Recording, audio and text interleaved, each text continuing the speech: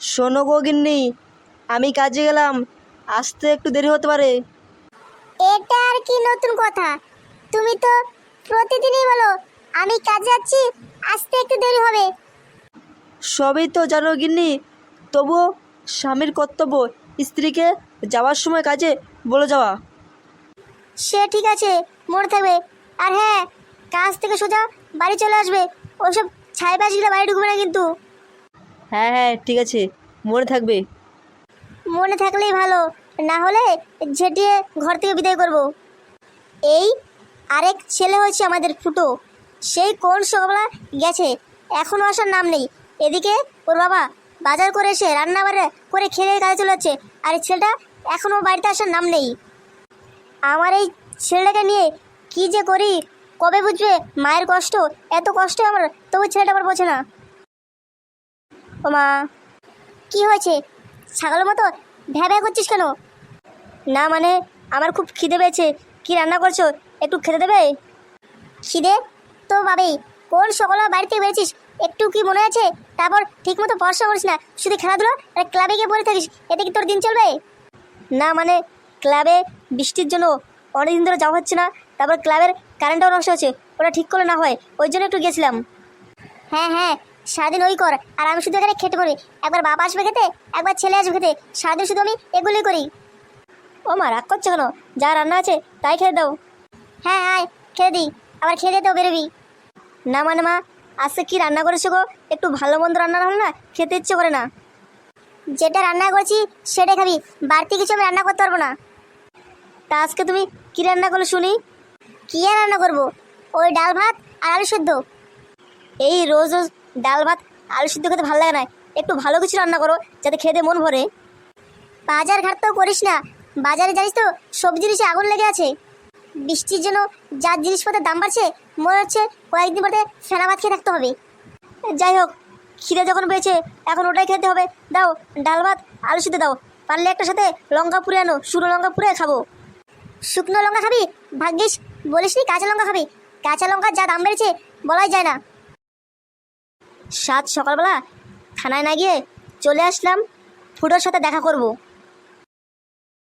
ফুটোকে বলতে হবে জমিদার কালু মস্তান যেভাবে জেল থেকে বেরিয়েছে, যে কোনো মুহূর্তে একটা দুর্ঘটনা ঘটতে পারে, ওই জন্য ফুটোকে সাবধান থাকতে হবে। আমি নিশ্চিত যে এমএলএ আমাকে ট্রান্সফার করে দেবে। আমি ট্রান্সফার হওয়ার আগে আমি চাই ফুটোকে সব কথা বলতে, যাতে ফুটো সাবধান থাকতে পারে। কিন্তু ফুটো কোথায়? এখনও কি রাস্তার ধারে আসেনি, নাকি এখনও বাড়ি আছে? কিন্তু ওর বাড়ি যাওয়া তো মুশকিল, হঠাৎ করে পুলিশ একটা বাড়িতে গেলে সমস্যা ধরে, কী না কী হয়েছে সবাই আতঙ্ক ভয় পেতে পারে। ওর সাথে রাস্তায় দেখা হলে ভালো তো। যাক, আরেকটু এগিয়ে যাই, দেখি ওর সাথে দেখা হয়।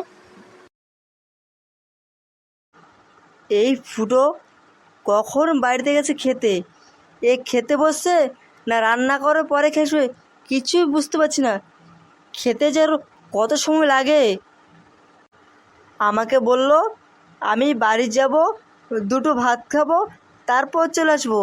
এই দুটো ভাত খাওয়া নেব না, প্রায় 1 ঘন্টা হতে গেল, এখনও আসছে না। ছেলেটা কী যে করো না, কথা দিয়ে কথা দাম রাখতে পারে না। এদিকে কমলার স্কুলে যাওয়ার সময় হয়ে গেছে, আবার ফুটো এসে যদি কমলাকে দেখতে না পায় তাহলে আবার একটা কেলেঙ্কারি লাগাবে, আর ছেলেটা এখনও খাওয়া হলো না। ফুটো রে, তাড়াতাড়ি চলে আয়, তোর কমলা চলে যাবে, তারপর এসে তুই আমার সাথে রাগারাগি করবি, তারপরও নিজের ভুলটা স্বীকার করবি না যে নিজের খেতে গিয়ে দেরি হয়ে গেছে। কি যে কত খায় কে জানে ও। আরে কাকু, আপনি আপনি কোথায় যাচ্ছেন?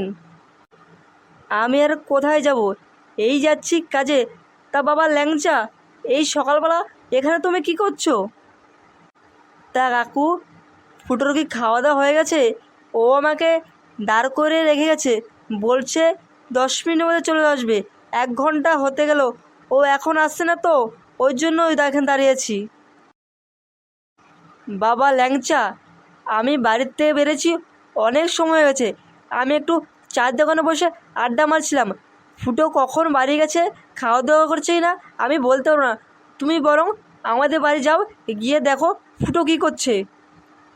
আরেকটা কথা, শুনলাম ল্যাংচা তোমরা নাকি ক্লাবে বিড়ি টিড়ি খাও, এই কথা কি সত্যি? কি বলছেন কাকু? আমাদের দেখে অত খারাপ ছেলে মনে হয়?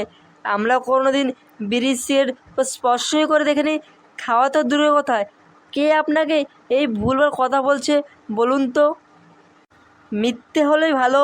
আর হ্যাঁ, যদি কোনো দিন শুনি তোমরা ক্লাবে এসে বিড়ি সিগারেট খাও, সেদিন কিন্তু তোমাদের রক্ষে নেই, তোমাদেরকে গাছে বেঁধে পিটাবো কিন্তু। যাই হোক, আমার কাজে যেতে বেলা হয়েছে, আমি কাজে গেলাম, তুমি বরং আমাদের বাড়ি যাও। কেসটা কেমন হলো কিছুই তো বুঝতে পারলাম না। আমরা ক্লাবে বিড়ি সিগারেট খাই, এই কথাটা ফটকের বাবাকে কে বললো? আরে ও বাবু ল্যাংচা, শুনছো? বড়বাবু, আপনি আমাকে ডাকছিলেন? হ্যাঁ ল্যাংচা, তোমাকে ডাকছিলাম। তা তোমার বন্ধু ফুটো কোথায়? ওকে তো কোথাও দেখতে পাচ্ছি না। না মানে বড়বাবু, ও বাড়িতে গেছে খেতে, খেয়ে দিয়ে এক্ষুনি চলে আসবে। তা বলুন বড়বাবু, কি দরকার? হঠাৎ করে আবার ওকে খোঁজাখুঁজি কেন হচ্ছে? সবই তো জানো, কয়েকদিন আগে এমএলএ আর কালু মস্তান জেল থেকে বেরিয়ে এসছে। ফুটোকে কোনো ক্ষতি করতে না পারে, ওই জন্যই কয়েকটা কথা বলে চলে যেতাম। তা চলুন না আমার সাথে ওর বাড়িতে, ওর বাড়ি গিয়ে সব কথা খুলে বলবেন। না ল্যাংচা, এইভাবে একটা পুলিশের হঠাৎ করে কারো বাড়িতে গেলে সমস্যা হতে পারে। হয়তো ভয় পেতরে লোকে কি বলতেও পারে, কে হঠাৎ করে একটা বাড়িতে পুলিশ চলেছে, হয়তো কোনো কাণ্ড করেছে।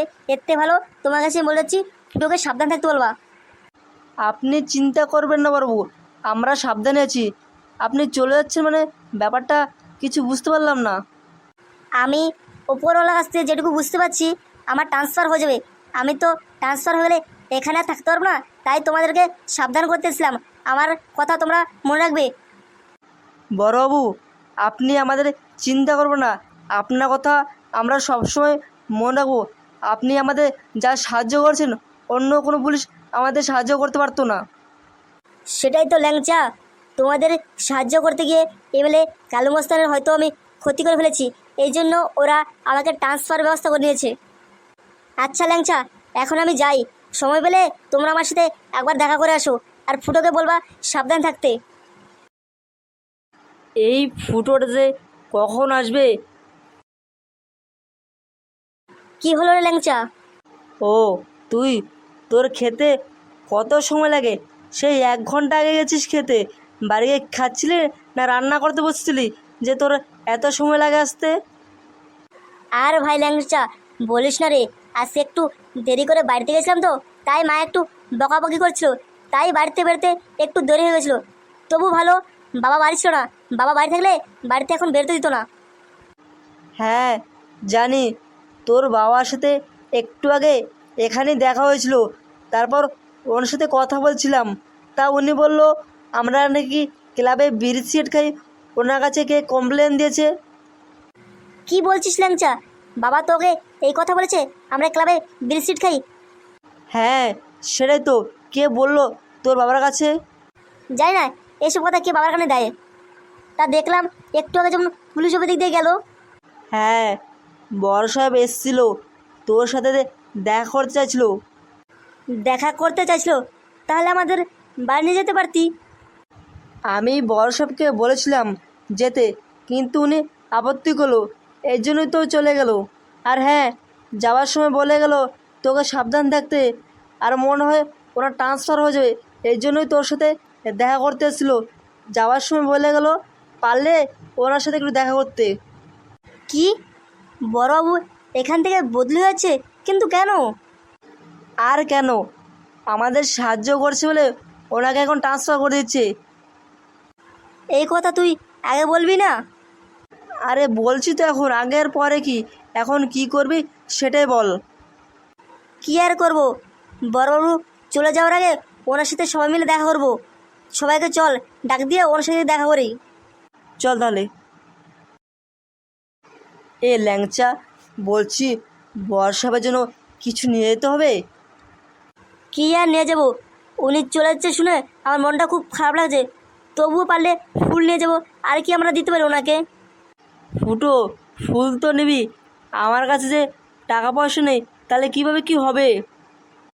টাকা পয়সার কথা চিন্তা করিস না, একটা ব্যবস্থা হবে।